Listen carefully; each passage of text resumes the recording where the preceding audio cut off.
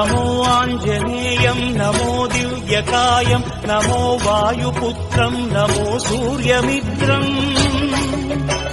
नमो निखिल रक्षाकरं रुद्ररूपं नमो मारुतिं